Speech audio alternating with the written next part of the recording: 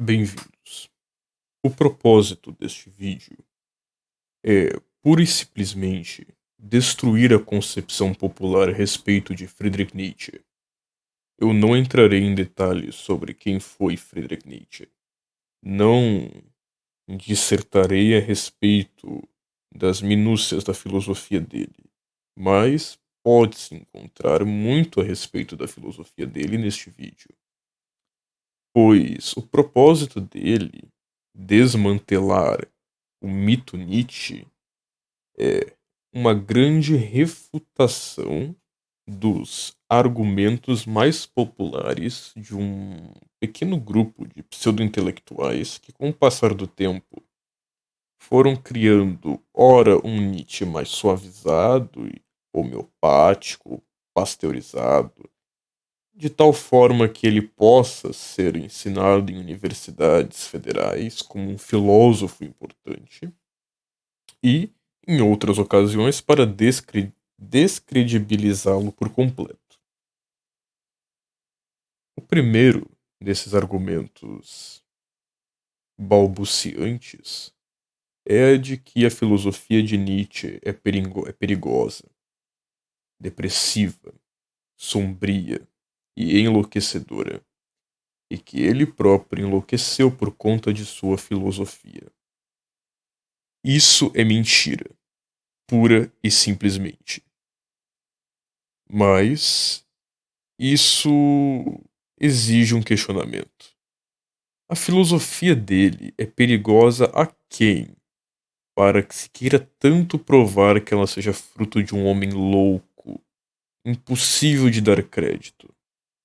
Bem, a filosofia de Nietzsche é perigosa para muitas pessoas, muitos valores e muitas narrativas. Nietzsche não é só ateu e anticristão.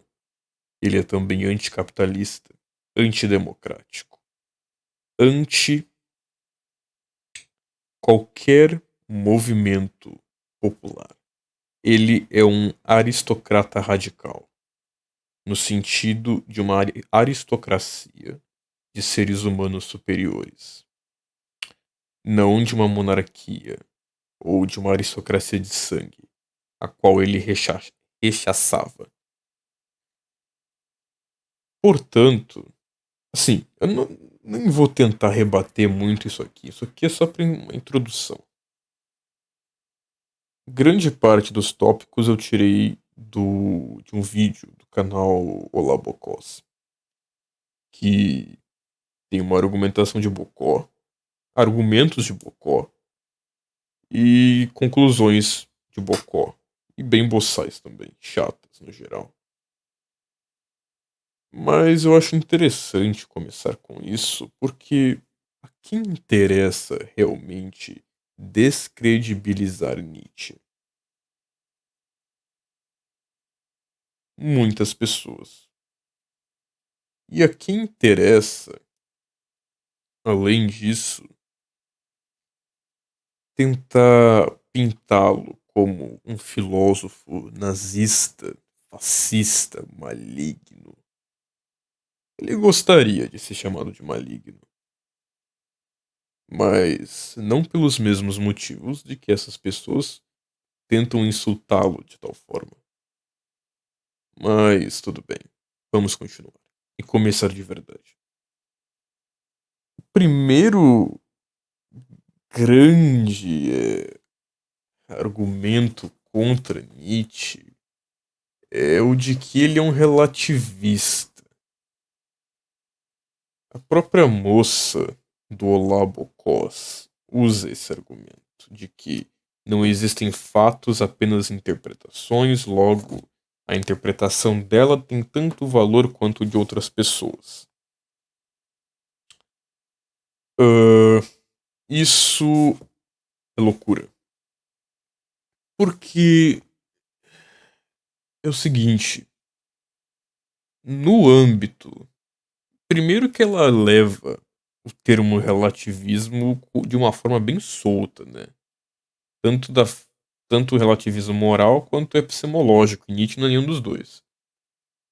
Primeiramente, se ela pega um livro chamado Além do Bem e do Mal e ela entende que é um livro sobre relativismo moral, eu diria que existe um analfabetismo funcional aí. Porque além do bem e do mal, implica uma transcendência horizontal dos conceitos do que? Morais em si, e não de certo e errado. O relativismo, para o relativismo moral, todas as perspectivas, todas as interpretações são igualmente falsas ou verdadeiras. Para Nietzsche, a moral em si é antinatureza. A moral, enquanto tal, como a conhecemos, ela é antinatureza. Ela é antivida. E ele questiona o valor da moral para a vida. Vamos aqui pegar uma passagem do Crepúsculo dos Ídolos, capítulo 5, Moral como antinatureza. Esta é a seção sexta. A moral, na medida em que condena em si, não por atenções, considerações e intenções da vida, é um erro específico do qual não se deve ter compaixão. Uma idiosincrasia de degenerados que causou dano incomensurável. Nós, imoralistas, pelo contrário, abrimos nosso coração a toda espécie de entendimento, compreensão, abonação. Nós não negamos facilmente. Buscamos nossa distinção em sermos afirmadores. Cada vez mais, nossos olhos atentaram para essa economia que necessita e sabe aproveitar tudo o que é rejeitado pelo santo desatino do sacerdote, a doente razão do sacerdote, para essa economia que há na lei da vida, que mesmo das repugnantes espécies do santarrão, do sacerdote, do virtuoso tira sua vantagem. Qual vantagem? Mas nós mesmos, imoralistas, somos aqui a resposta. O que essa passagem quer dizer? Ora, Nietzsche, em vez de amoral, seria imoral? Isso é ridículo. Imoralista, nesse sentido, deve-se lembrar que na época dele, moralista significava aquele filósofo que buscava definir o ser humano, muitas vezes empregando o estilo aforístico que o próprio Nietzsche abraçou e utilizou além de qualquer outro além e depois dele. Antes e depois, desculpe. Essa passagem tem muito a ser digerido, mas o principal é o seguinte: ele chama a atenção que a moral, em sua natureza condenatória, e não por considerações, atenções e intenções da vida, é uma idiosincrasia de degenerados. O que ele está se referindo é a moral enquanto tal, em sua característica negadora e negativa a respeito da vida. Uma moral asceta. Mas é muito mais profundo do que uma moral asceta, a crítica que ele realiza. Nietzsche entende, a partir da última seção de sua genealogia da moral, que, abro aspas, o homem preferirá ainda querer o nada a nada querer. Fecha aspas. Esta é uma das melhores passagens de toda a obra de Nietzsche. porque sintetiza muito a crítica que ele realiza. Durante toda a genealogia da moral, cujo título, traduzido literalmente, seria Para uma Genealogia da Moral, ele argumenta que a moral ela surgiu como uma tentativa, como um mecanismo de sobrevivência do ser humano após o surgimento da consciência, e que sua única utilidade para a vida foi dar uma explicação quanto ao porquê o ser humano em questão está sofrendo. Essa seria a moral que nós conhecemos, a tal moral como tal, enquanto tal.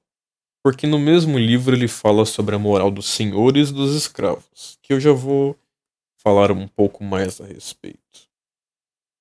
Então, a partir dessas duas passagens, é possível ter uma ideia mais clara de que Nietzsche não era um relativista. Ora, é só virar Além do Bem e do Mal, o livro, da Companhia das Letras, que é a edição que a mulher usou no livro, e olhar a partir de trás dele, está escrito perspectivismo.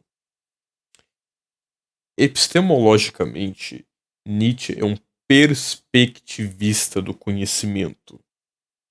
Ele não acredita que não existam verdades. Ele acredita que não existe uma verdade absoluta, eterna, invencível.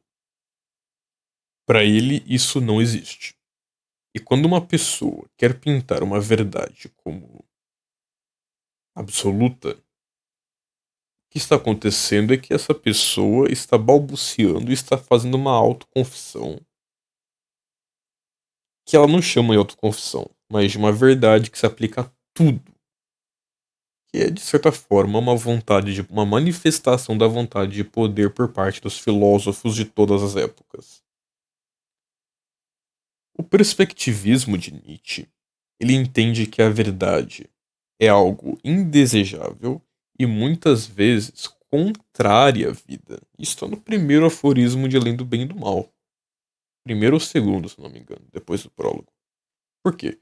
A aparência é muito mais útil à vida do que a verdade. A ilusão é muito mais preciosa para a manutenção da existência de um ser humano do que a verdade. A fórmula socrática de que razão igual verdade igual virtude igual felicidade é maluquice, é loucura. A razão muitas vezes fará você ser desvirtuoso e imoral. Muitas vezes a opção mais racional seria ir contra a moralidade, porque a moralidade tem muito engodo. A metafísica tem muito engodo. Muita coisa tem muito engodo. As paixões sexuais, amorosas, etc., são muito engodo. É preciso de muita autoenganação para que a pessoa média, o ser humano médio, sobreviva. Senão, ele se mataria. Em suma, Nietzsche não é relativista nem do conhecimento e nem moral.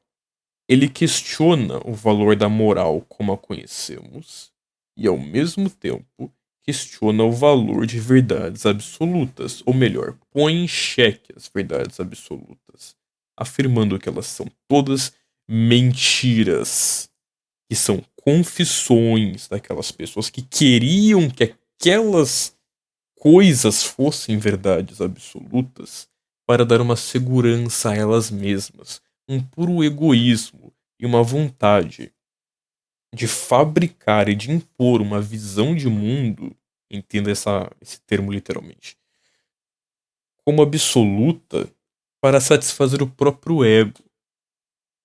É pura manifestação de vontade, de poder e não de potência. Mas já vamos entrar nisso mais adiante. Acho que aqui é um dos mitos mais facilmente refutáveis. O famigerado cavalo de Turim, que, como muita gente fala, o Nietzsche ficou doido porque pegou sífilis, e aí, num fatídico dia de janeiro de 89, abraçou um cavalo e ficou o lelé da cuca. Isso é mentira. Não existem fontes históricas a respeito disso. Alguém já mostrou a fonte disso? Isso tá em alguma carta? Em algum diário? Em alguma qualquer coisa, uma anotação? Porque é o seguinte, os dados históricos na biografia do Kurt Paul James, que é a melhor biografia que se tem, e na biografia da Supridor, chamada Eu Sou Dinamite, demonstram que não tem prova cabal disso. Isso é um rumor. É uma fofoca. É um grande falaram.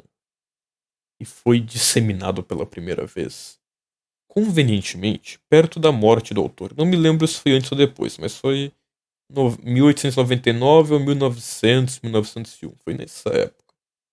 Por um jornalzinho meia-boca italiano. Ou seja, a primeira evidência a respeito desse fato histórico veio mais de uma década depois, quando Nietzsche era convenientemente popular, e depois do lançamento de Crime e Castigo de Dostoiévski. E muita gente diz que tenta fazer uma psicanálise barata e dizer que ele imitou o Raskolnikov, pois o Raskolnikov é uma crítica de Dostoiévski aos demônios, né? Aos nihilistas, já que Nietzsche, na visão desses bocós, é nihilista, que é burrice pura. Mas e se eu te falar que esse negócio do cavalo de Turim nunca aconteceu? O que aconteceu é que ele teve um surto e foi levado à delegacia.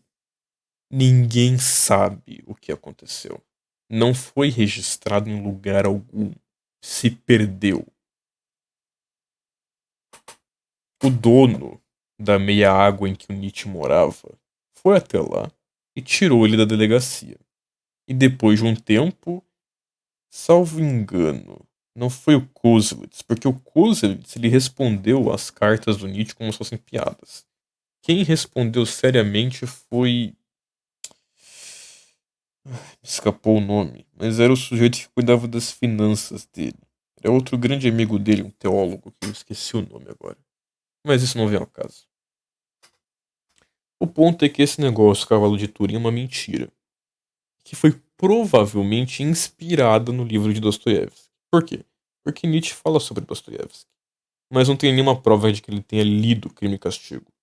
O que se sabe é que ele leu Memórias do Subsolo em uma tradução assim, abominável em francês. E o próprio Nietzsche ele tem um costume de fazer umas más leituras ou de falar sobre tópicos sem ter lido nada a respeito.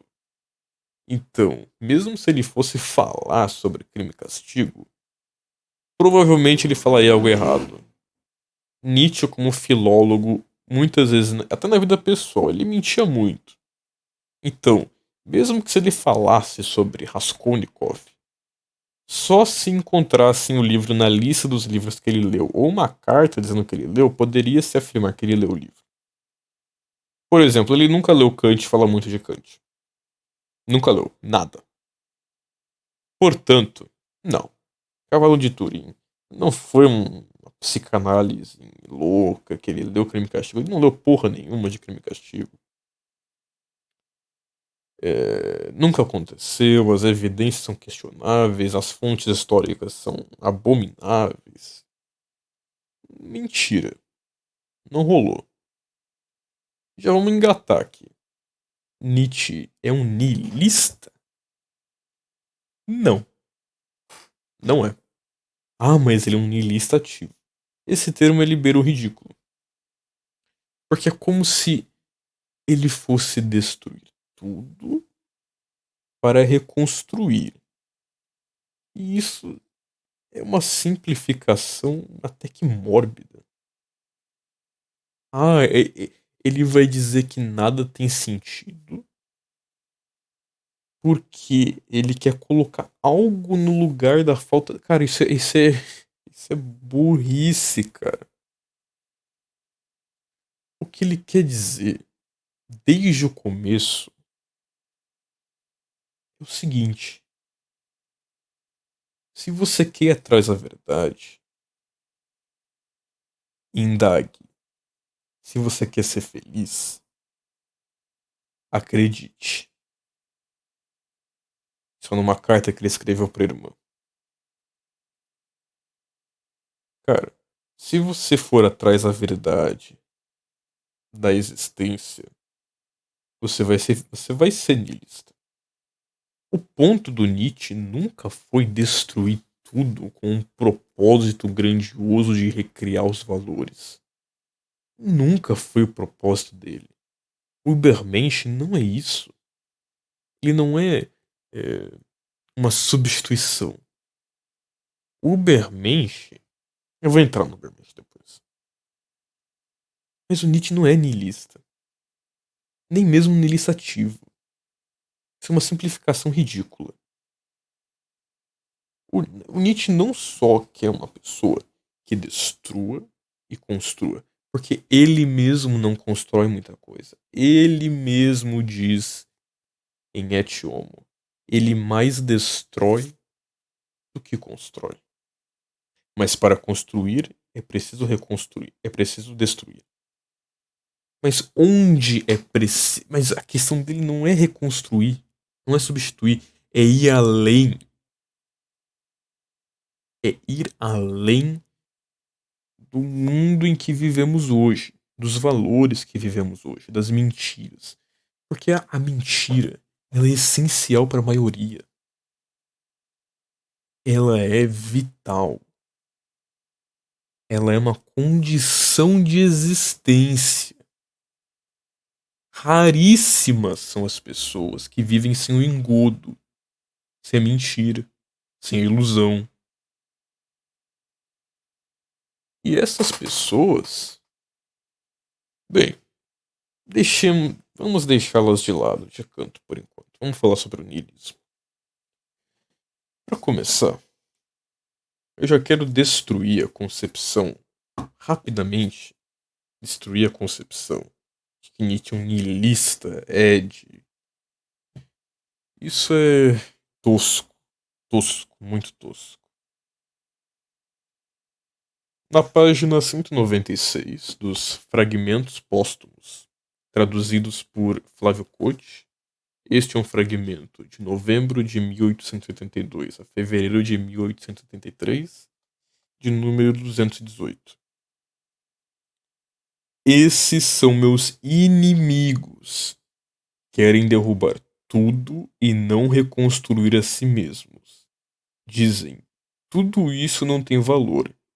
E eles mesmos não querem gerar nenhum valor. Uma leitura superficial desembocaria no niilismo ativo de Deleuze. Mas não é só isso. A questão não é tão somente reconstruir.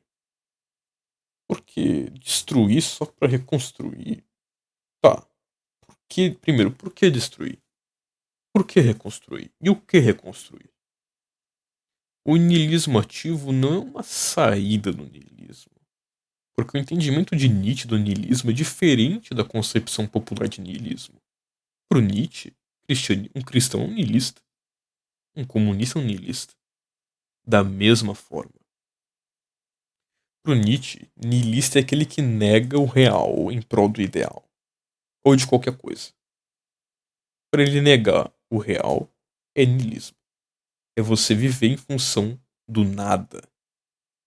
É você querer o nada. É vontade de vazio, de nada. Então, ok.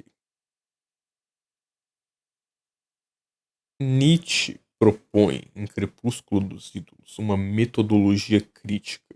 Ou melhor, seguir com criticidade uma metodologia a partir de um pressuposto de superação do niilismo, do entendimento nietzschiano e destruir certas coisas que são alicerces do pensamento ocidental e da ocidentalidade. Mas ele não quer destruir tudo. Ele não quer reconstruir tudo. Tem coisas que ele gostaria de manter no chão e outras que não. Nietzsche está muito mais para uma bomba, dinamite. Ele não é niilista. E ao mesmo tempo ele pode ser niilista na concepção de outros. Mas ele certamente não é um niilista ativo. Ele certamente não é um niilista conforme as pessoas acreditam, na concepção popular da palavra. E por fim, toda a ideia dele não é simplesmente a superação do niilismo, que era a preocupação de Camus. A preocupação de Nietzsche era ir além de tudo, a superação do ser humano, das ideias modernas, da compaixão, da moral, tudo. É a transvaloração de todos os valores. Você vai me dizer que são. Ah, a filosofia dele é a superação do niilismo pelo niilismo. Não é isso, cara. Não é isso. Isso é simplificação pura, generalização pura. Mas já deu de falar sobre isso. Agora vamos falar sobre um dos temas mais polêmicos a respeito de Nietzsche, que é a suposta inclinação de Nietzsche para o fascismo e o nazismo. Eu não vou entrar nas entrelinhas históricas sobre as estátuas e a admiração de Mussolini por Nietzsche, sobre a relação da irmã de Nietzsche com o nazismo. Só uma curiosidade para quem quiser pesquisar depois. A irmã de Nietzsche, junto com seu, na época, marido, fundou uma colônia antissemita e de supremacia ariana no Paraguai, chamada Nova Germânia. Não deu muito certo, mas a Nova Germânia existe até hoje. Quem mora ali perto ou vai pro Paraguai, não custa dar uma visitadinha e pesquisar depois, porque isso é uma coisa muito interessante. Mas tudo bem. Vou voltar aos fragmentos póstumos. É o livro vermelhinho, eu gosto de chamar fragmentos do espólio 1, do Flávio Couto de novo. Vamos para a página 72 e falar sobre o nazifascismo de Nietzsche. Aqui. Os seres humanos não são iguais. Assim fala a justiça. Em muita coisa só não se acredita porque não se acredita na explicação que está em voga.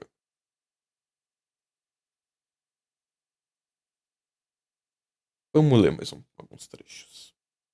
Depois eu vou caoticamente falar sobre todos, sem roteiro, sem nada. Que bagulho é louco. Página 216. Seção 7.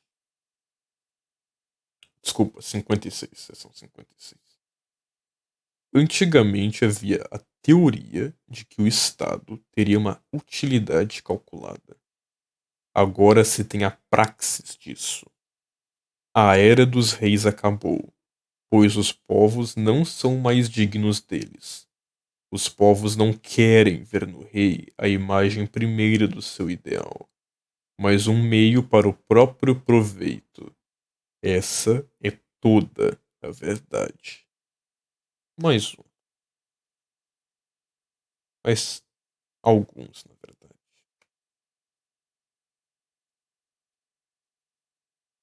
O ponto de vista.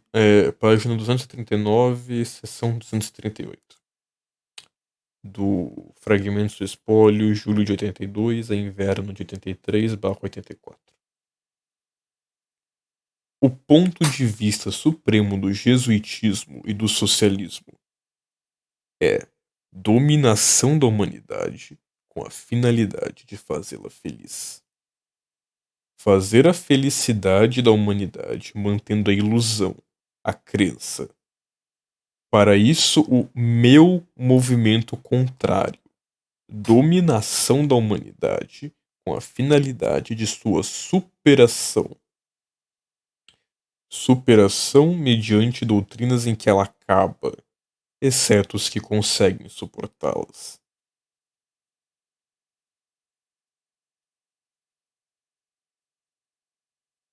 Bem, agora eu vou partir para o outro livro dos Fragmentos do Espólio, também tradução do Flávio Code. Dessa vez será página 187, seção 282. Conforme sinta um povo, com os poucos está o direito, a visão, o talento de conduzir, ou, com os muitos, a um regime oligárquico ou democrático. A realeza representa, encena a crença em alguém totalmente superior, um líder salvador, semideus. A aristocracia representa a crença em uma elite humana e casta superior. A democracia representa a descrença em grandes homens e em uma sociedade de elite. Cada um é igual a qualquer um. No fundo, somos todos gado oportunista e plebe. Por fim, na página 236, seção 16. Eu prego que há seres humanos mais elevados e outros inferiores, e que, em certas circunstâncias, um indivíduo sozinho pode justificar a existência de séculos inteiros. Ou seja, um ser humano mais pleno, mais rico, maior, mais íntegro, em vista dos inúmeros farrapos humanos incompletos.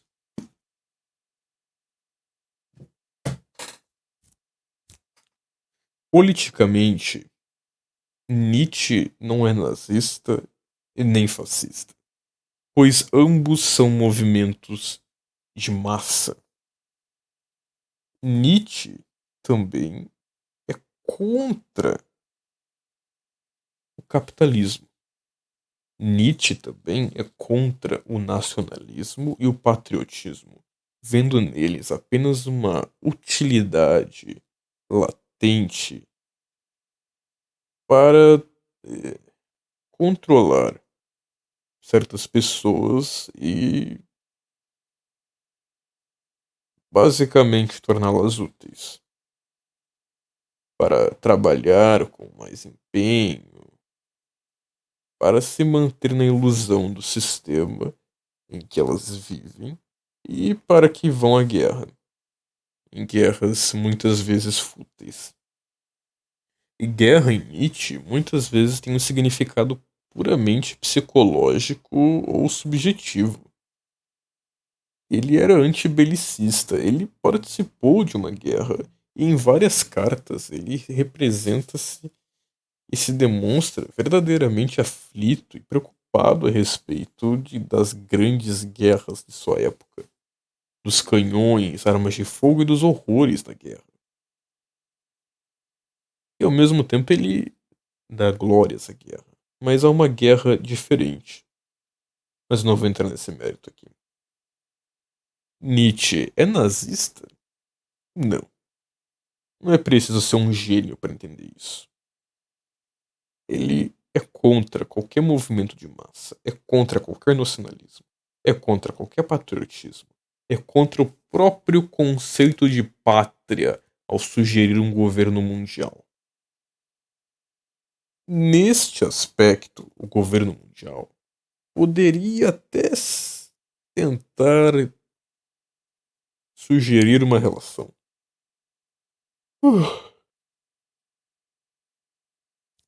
Mas tem um problema. bem grande. A proposta de Nietzsche não era a dominação da raça ariana. Ele cita a raça ariana, mas ele nunca cita ela como uma raça suprema, pura. Uma raça antiga que era pura e foi se degenerando conforme a mistura. Muito pelo contrário. O Nietzsche ele acreditava, ele era eugenista de certa forma, que em misturas finamente calculadas poderia se alcançar uma raça pura no sentido de livre de defeitos e não pura no sentido de raça pura como entendemos, de ser aquele indivíduo que tem uma característica muito antiga e que se preservou com o passar do tempo. Não é isso que o Nietzsche queria dizer com raça pura. Ou seja, Nietzsche seria contra quase que o nazismo inteiro.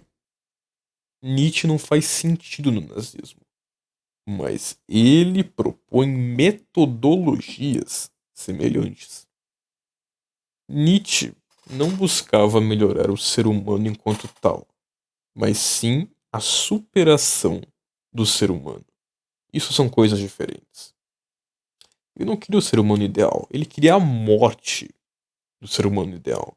Ele queria o que o ser humano poderia vir a se tornar em um cenário ideal para ele, na visão do Nietzsche. Porque o último homem é o ideal dos valores de hoje. E o último homem já chegou. Mas também não entrarei nesse mérito. O que o nazismo, o fascismo e o Nietzsche têm em comum é tão somente a ideia de governo global, de grandes líderes que é, podem se colocar além do bem e do mal, mas isso existe desde Maquiavel, de que um líder tem que ser amoral, de um realismo político. Não tem nenhuma novidade aqui. E por fim, a ideia de um ser humano superior. O entendimento de Nietzsche de um ser humano superior não leva em conta a ideia de que tal raça é superior e deve dominar as outras. Mas sim, o Nietzsche ele é contra a ideia da Europa se fechar em pequenos estados. Ele era a favor, por exemplo, de que um Napoleão, de que um grande líder militar e político, sem nenhuma amarra, valores ou patriotismo, dominasse tudo, unisse os povos, unisse a humanidade e pegasse a história nas rédeas e parasse de deixá-la ao do jeito que tá. Não vou me estender muito nesse ponto. Existem diferenças chaves, mas a metodologia é parecida. O discurso latente é parecido. Enquanto o nazismo queria e o fascismo queriam melhorar a humanidade, Nietzsche queria superá-la. Então é um pouco irônico falar que ele é nazista, porque os fins do nazismo são apenas um método que Nietzsche via para destruir a humanidade, para que só sobrasse aqueles que conseguiriam resistir àquilo que a destruiria. Portanto, não, Nietzsche não é nazista e não é fascista. Um espírito livre de Nietzsche jamais seria nazista ou fascista. É, são coisas diametralmente opostas. E a política que Nietzsche prega, ou melhor argumento, comparada com um conceito que ele faz de sua filosofia, de sua ideologia, entre aspas, são muito diferentes. Vamos partir para o próximo grande mito, mas como um intermezzo,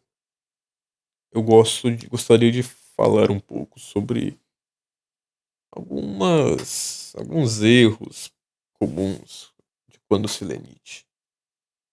Primeiro é que o eterno retorno não é uma ética pessoal, não é um dogma, não é Ah, toda ação que você tomar tem o peso da eternidade. Sabe por quê? O Nietzsche, ele acredita em um determinismo absoluto. Está escrito no Fragmentos do Espólio, o vermelhinho do Coach. Isto é, tudo foi determinado lá do começo.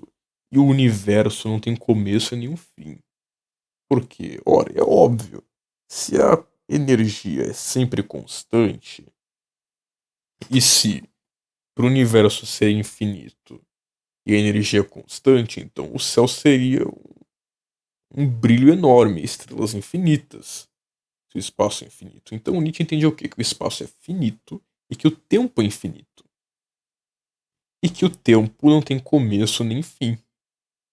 Ou seja, ele entendia que a vida, tal como a entendemos, seria um eterno retorno do igual. Igual. Não do mesmo. Eu não vou explicar a diferença. Qualquer meu mongoloide deve entender uma diferença semântica da palavra mesmo e da palavra igual. Eterno retorno do igual. É o quê? É uma atualização à ideia de Heráclito do Rio. O que é o eterno retorno do igual? Eu gosto de usar duas imagéticas. Uma é do Flávio Cote e a outra é minha. A do Flávio Cote é que Nietzsche viu que o rio tem uma quarta margem. Tem a primeira e a segunda, óbvio. A terceira é a superfície, que é puro caos, que é puro fluxo. A primeira e a segunda margem são um antes e um depois, são pontos de referência. E a terceira margem é um fluxo eterno, caos, mudança, o vir a ser, o devir. A quarta margem denota que esse fluxo sempre passa pelo mesmo lugar, que é o fundo do rio. Mas eu prefiro uma outra imagética. O rio de Heráclito corre em círculos. Se as leis da física, até as de hoje em dia, as mais populares, são verdade, ora, se o espaço é finito, o tempo é infinito e a energia é constante, então tudo vai se repetir. A energia, numa economia global, no final das contas, vai se manter a mesma, vai ser igual. Inicial igual final. O delta de energia será igual a zero. Portanto, todos os eventos se repetirão eternamente. Não a mesma coisa, mas de uma forma igual, para que a energia permaneça constante. Ah, ou seja, o eterno retorno ele é uma concepção cosmológica e não ética. O aforismo em que ele foi primeiro introduzido na Grécia Ciência Popular, nem vou citar aqui, é o que? É, o, a ideia é até meio satírica do Nietzsche, e o que? De ver como uma pessoa de hoje reagiria diante dessa verdade que ele alcançou. De que não tem outro mundo. De que essa pessoa nascerá e morrerá eternamente e perpassará pela mesma vida. Não, por uma vida igual. Eu já ia cair em um dos enganos da linguagem aqui, mas por uma vida igualíssima. Não tem céu e não tem inferno. E se você acha que a sua vida é um inferno, bem, prepare os lenços. Eu ia falar sobre vontade de poder e vontade de potência, mas dane-se isso aqui. Hum, isso aqui dá um vídeo inteiro de 2 horas, 3 horas, porque se for pra falar disso, fala até o final. E isso aqui não vai faz parte do mito Nietzsche. Até no Retorno do Igual até que faz o do mesmo. Que o real, né, o verdadeiro, é o do igual. Ok. Vamos chegar agora na parte mais profunda da coisa. A filosofia de Nietzsche é para todo mundo? Eu acho que já ficou muito óbvia a resposta. Não, não é. Nietzsche dizer que o Nietzsche ele é um filósofo importante, porque muita coisa hoje em dia é nietzschiana. Isso é mentira, cara. O Nietzsche ele é contra esse hedonismo de hoje em dia, essa degeneração. E ele diz que justamente quem é mais degenerado é o cristão. Porque o cristão, se ele demoniza os prazeres da carne, é porque se ele demoniza os instintos e os impulsos relacionados a essas coisas, é porque ele é um degenerado, cara. Pra ele, se um sujeito precisa ir para um monastério e viver em castidade, é porque ele é um degenerado. E ele evoca a imagética de Parsifal. Que é o quê? Se não me engano, é do Parsifal, ou é de um cavaleiro da Távola Redonda, não me lembro certo. Mas qual que é a ideia? A ideia que ele evoca é que é um cavaleiro medieval que, para cumprir um voto de castidade, precise, antes de tudo, cortar, se castrar para conseguir cumprir o voto, isso é degeneração. Um ser humano que deu certo teria autocontrole. Nietzsche, ele fala, cara, o autocontrole é o mínimo. Se você não consegue se controlar, você é um degenerado. Entendeu? Ou seja, o Nietzsche, ele não defende esse é, hedonismo meia boca de hoje em dia. Ele não defende esse epicurismo. E ele nem defende a busca pela felicidade. Ele diz que a verdade, cara, a verdade é horrível. Lembre-se de Édipo. Onde está Édipo Rei? Tá falando do bem e do mal. Bem no comecinho. Em que ele discute o valor da verdade para a vida. Cara, na verdade, toda essa metafísica até hoje foi o que? Foi enganação, foi mentira, foi autoconfissão de filósofos que estavam aí balbuciando merda. Não existe uma ordenação divina, moral. O, o fluxo dos acontecimentos é inocente. Porque a gente tende ao quê? Ah, é... Ai, qual é o termo? Não é impor, não é refletir. Lembrei. A fazer uma projeção no mundo antropomórfica. Só que o mundo, no universo, na realidade, o orgânico e o ser humano são a exceção da exceção da exceção.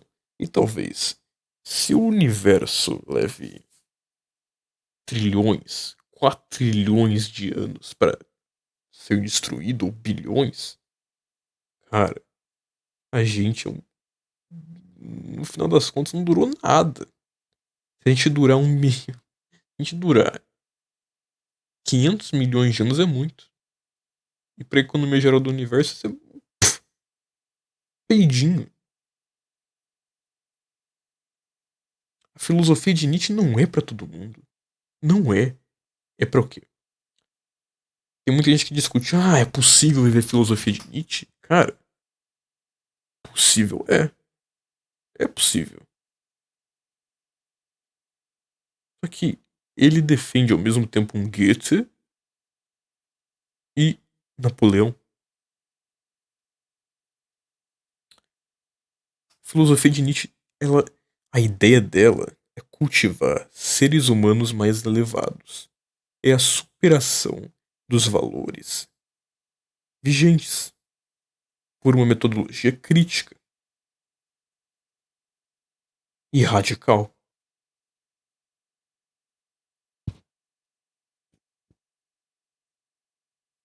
Para o Nietzsche, quando todo mundo vira individualista, é óbvio que o mundo vai ficar uma bosta.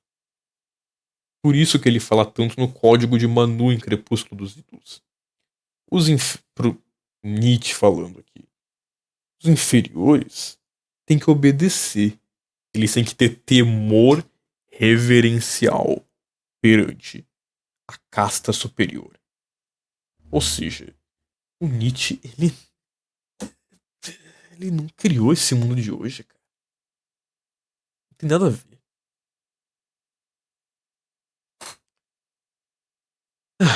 Ok, vamos chegar no final aqui.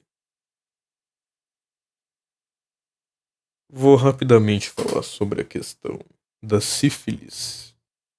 Aqui do Rascunho, qual eu já falei. Nietzsche teve sífilis. Eu estudo medicina. Então, vou dar a resposta rápida. É, clinicamente, hoje em dia, não é possível dar um laudo. Não é. Ah, ele teve uma sífilis terciária. É, Hum, uh-uh. Certeza? Não. Uh-uh. Porque os mesmos sintomas que ele tinha quando criança são condizentes com o que ele tinha na vida adulta. Ele tinha cefaleia em um lado da cabeça, cara. Isso não é sífilis. E foi no mesmo lado na vida inteira. Cegueira no mesmo lado. Olho direito. O que é provável, cara? Ou ele tinha uma doença genética, o que pode ter acontecido ali? Ou uma questão de mais de uma doença. Talvez um glaucoma com esquizofrenia. É possível. Ou só o glaucoma possa ter causado dano cerebral. É possível. Pra quem é burro e não sabe, o olhinho que você tem, o nervo que vai pro seu olho, é uma extensão do seu cérebro, cabeça oca. A sífilis, ela é uma inflamação do que? É tipo uma meningite, o animal céfalo. Então, é impossível que o quê? Que por o que tá na, nos relatos, se a cefaleia era exclusivamente no lado direito, então não era sífilis, cara. Era outra coisa. Ele pode ter pego uma sífilis que culminou no episódio de loucura e a cefaleia no lado direito é, é detalhe. É possível. É possível. Mas não tem como ter certeza. Não tem como. Meio que o cadáver de Nietzsche virou esqueleto. Então,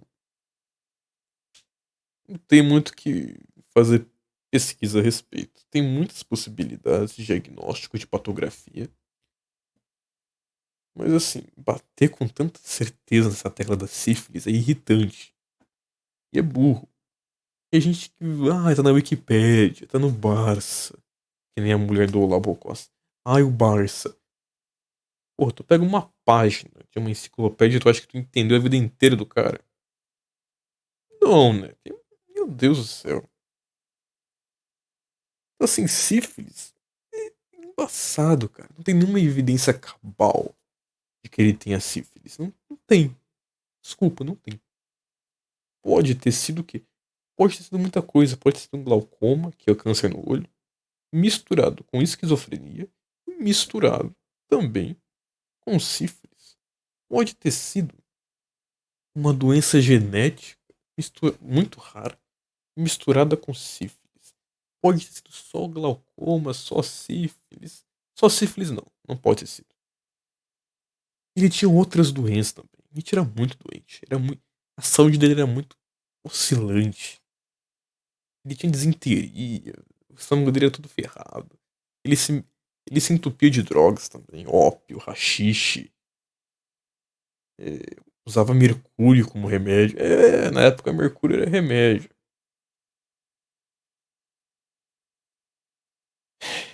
Sim, essa história de sífilis não bate certo. Clinicamente, com base nas informações que temos, não se pode dar um diagnóstico com base no que há. Pode-se levantar hipóteses. E é isso.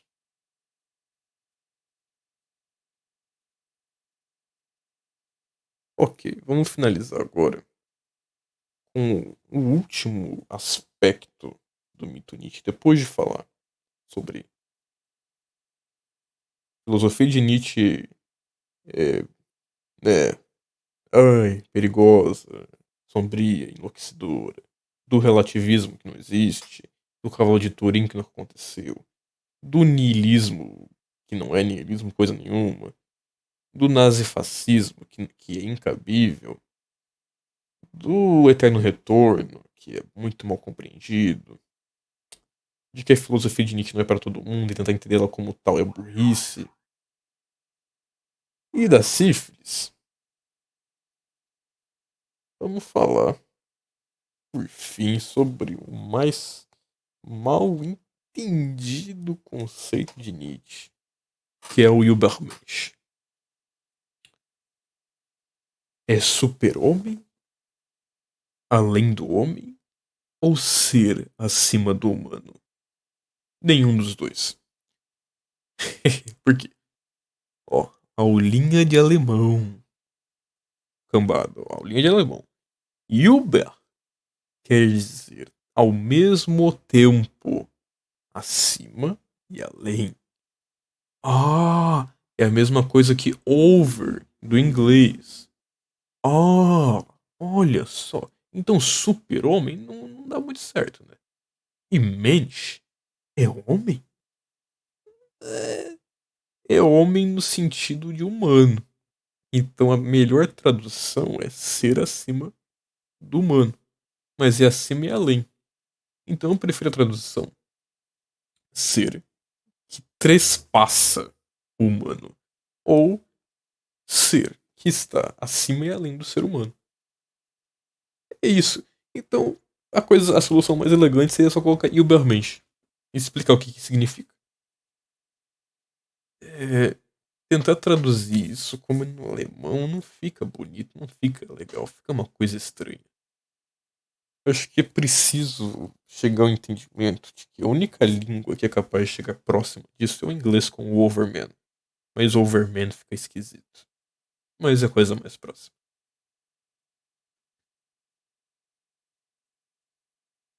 Por fim, o grande mito, na minha opinião.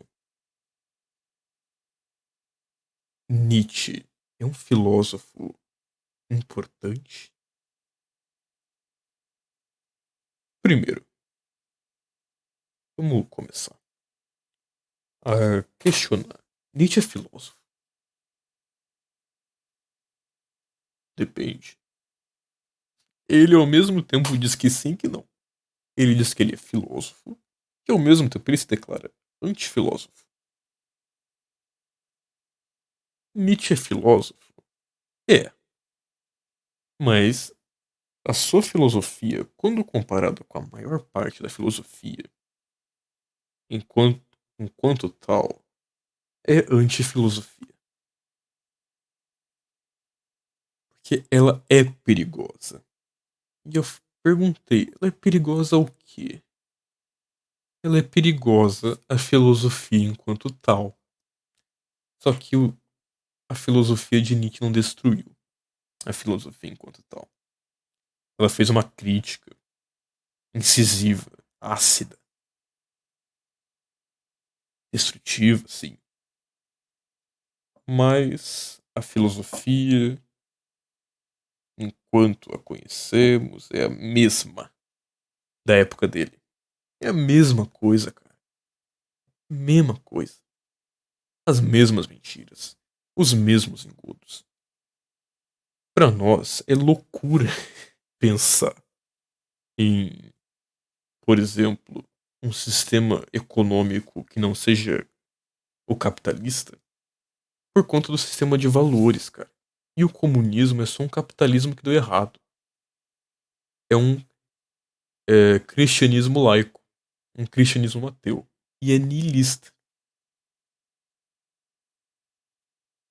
Porque o comunismo, ele acredita que todo mundo, como o próprio Nietzsche falou, todo mundo é gado, todo mundo é plebe.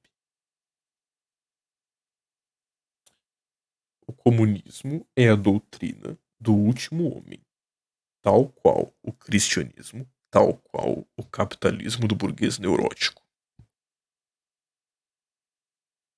Nietzsche é um filósofo importante? Eu acho que não. Nietzsche é muito falado, mas ser muito falado não significa nada. Ora, não é porque muitas pessoas acreditam em Deus que ele existe. Na verdade, isso só prova que muitas pessoas são tristes e foram tristes. E fracas. Nietzsche é um filósofo importante? O que é importante? Porque esse Nietzsche do Deleuze, dos filósofos franceses da década de 60, ele é patético, cara. Ai, a transcendência da tradição metafísica, o niilismo ativo. Nietzsche não é só isso. Nietzsche é uma crítica explosiva. Eu gosto de chamá-lo de bomba, de dinamite. Ele mesmo disse: Eu sou dinamite. O cara é uma ogiva. Ele é uma crítica, um olhar crítico e destrutivo para todas as coisas. Nietzsche é um filósofo que não é importante. Bem, ele é importante, mas ele está muito importante. Porque as mesmas críticas que ele fez há muito tempo atrás ainda são válidas. E é nítido, cara. Se alguém não percebe com o Instagram, com o TikTok, com o sistema eleitoral que nós vivemos, com o Estado supervisionando nascimento, casamento, divórcio e morte de todas as pessoas. Cara, meu Deus do céu. A gente vive num rebanho. Melhor, a gente vive em um hospício em rebanhos. E essa crítica continua válida. E o Nietzsche fala: dane-se o rebanho. O rebanho não tem valor. Um homem pode justificar séculos inteiros, povos inteiros, civilizações inteiras. Um único homem. Por exemplo, Nietzsche provavelmente diria que Goethe justificou talvez 1000 anos de cultura alemã.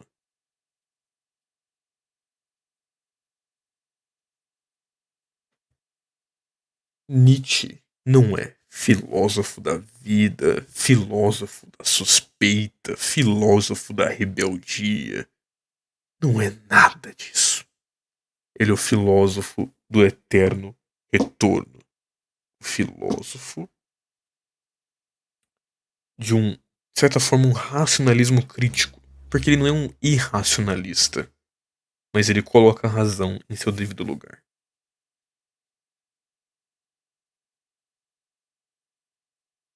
Ele é um filósofo cuja uma das principais propostas é entender a inocência do vir a ser. Por isso que ele diz: eu sou um destino. Porque tudo foi determinado para desembocar nele e em tudo que existe hoje. E tudo que existe hoje foi determinado por tudo que veio antes e determinará tudo que virá depois. Junto com tudo que veio antes. Todo mundo é um destino.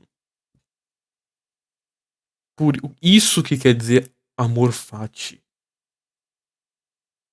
Não quer dizer amor à vida, porra. Interpretação esdrúxula. Amor fati é amor ao destino. É você ver o dever como inocente. Entendeu? Você vê que tudo é um destino. Não um destino divino. Não um planejamento antropomórfico consciente. Mas uma coisa inocente. Como diria Heráclito, o tempo é como uma criança brincando. Não tem um plano. Não tem meta. Não tem sentido. Não tem nada disso. É acaso, cara. É puro e simples acaso.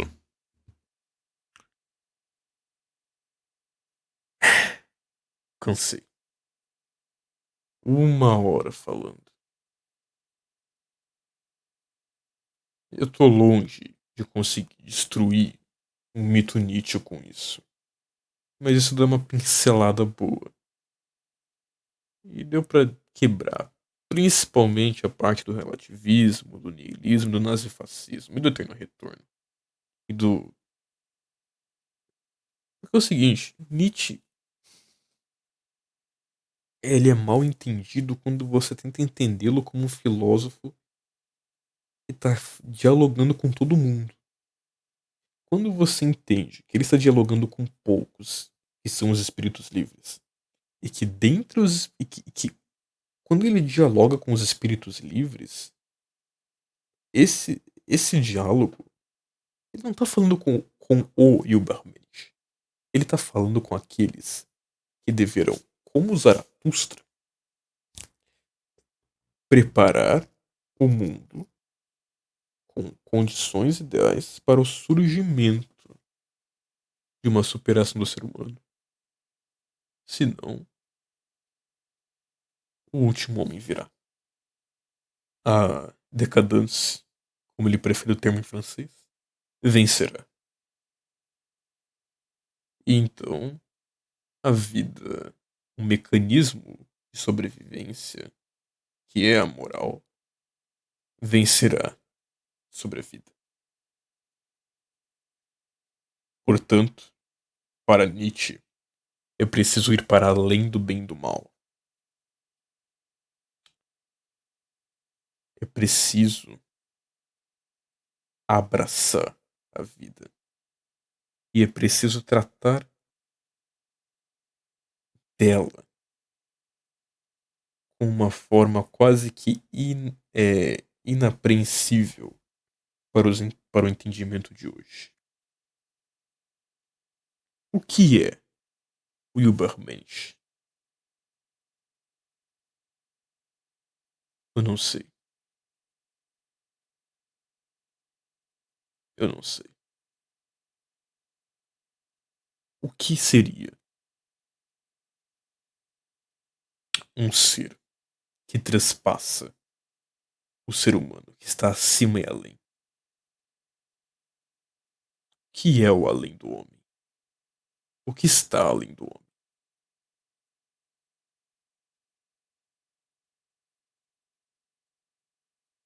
Nietzsche diria, e disse, que toda igreja é o túmulo de um Deus e que o sacerdote e a religião mesma quer mantê-lo lá. Quem é esse Deus? É o ser humano que criou tudo aquilo. O que é Wilbermensch.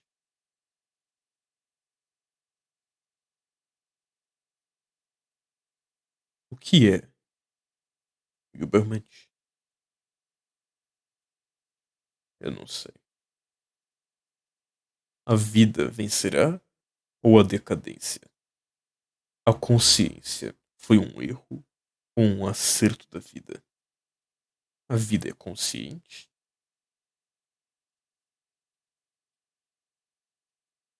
Eu espero que esse vídeo deixe, seja lá 5, 3 pessoas que assistirem até aqui, incomodadas. De que serve uma filosofia que não é perigosa?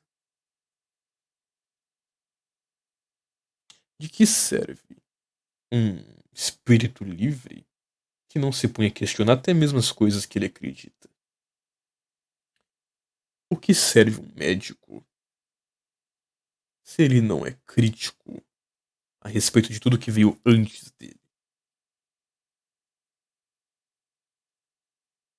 Por fim, eu vou falar da frase mais popular do autor: Deus está morto. No alemão é Gut ist tot. Isso é um jogo de palavras. Uma construção semelhante no português seria adeus. Adeus. Adeus, a palavra. A Deus.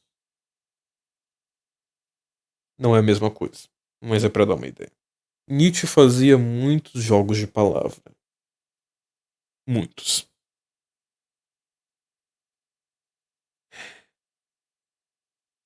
E é o seguinte, muita gente fala que o Nietzsche via a morte de Deus como uma coisa trágica. Mas não é isso não.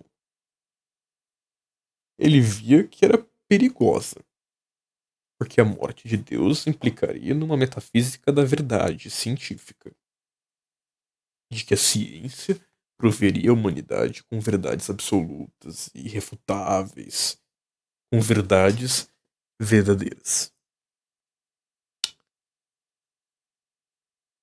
Ou seja, esse cientificismo, essa perda de sentido da vida, é o que nós vivemos hoje. Nós vivemos na, no pós-mortem divino. Mas Deus está morto não quer dizer que Deus não existe.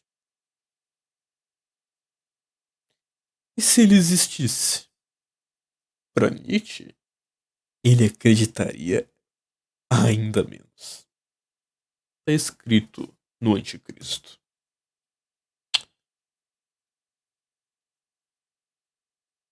Sabe por quê? É o seguinte, essa questão, se Deus existe ou não, é puramente especulativa. Ela é ridícula. Ah, Deus, o que isso muda na minha existência? Nada. Nada. Se você é cristão por razão, ok. Se você é ateu por conta da razão, por motivos racionais, você é um cristão. Você é 85% cristão. Você é um convicto. Um espírito livre, ele dança diante do abismo das possibilidades, da incerteza. Um espírito livre, ele não é convicto por ser convicto. Ele às vezes é convicto como um meio a outra coisa e não como um fim. Os famosos neo-ateus, como Pirula, por exemplo, Nietzsche não fala com esses caras, porque eles são convictos. A religião deles é Darwin, enfim, direitos humanos, etc. E Nietzsche fala. Isso é falácia. E apesar de sua má leitura, Nietzsche se posiciona ao contrário a Darwin. Mas eu não vou entrar nesse mérito hoje.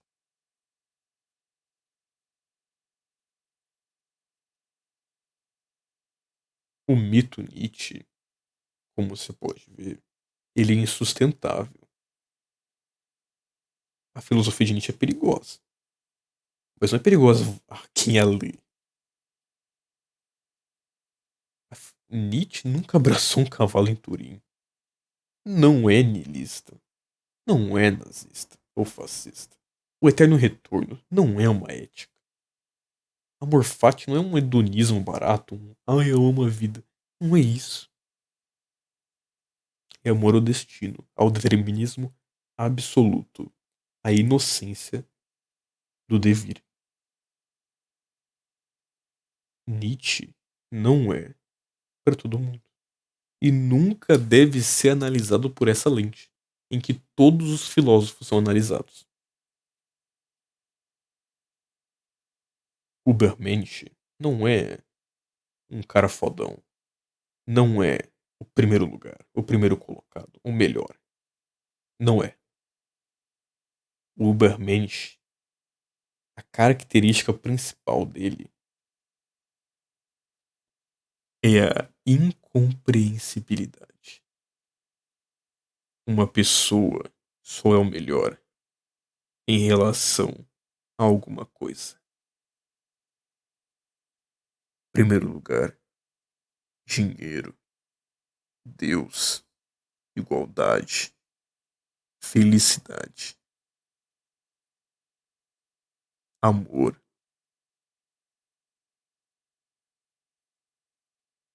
Todas essas coisas, tal qual a entendemos, enquanto tais, são mentiras.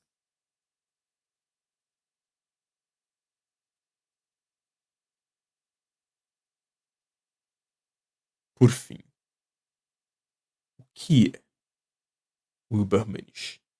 E Nietzsche é um filósofo importante? Ou ele. Bem, ele é importante.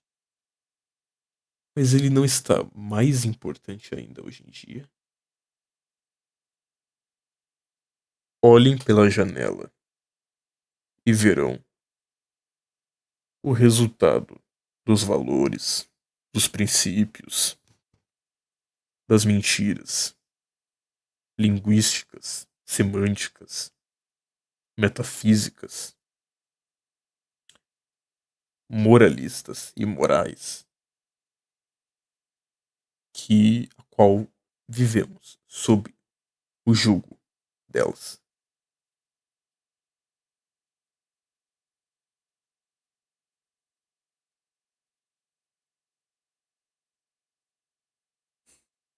Até mais. Ou até nunca mais. Não sei se eu farei outro vídeo.